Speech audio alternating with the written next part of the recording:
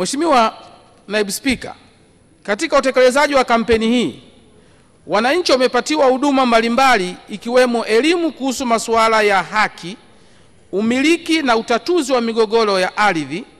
matunzo ya watoto, ukatili wa kijinsia na haki za binadamu.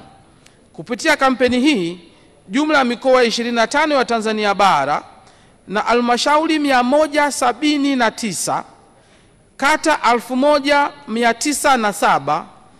vijiji na mitaa 5702 zilifikiwa na jumla ya wananchi 2,698,908, wakiwemo wanaume 1,347,325 na wanawake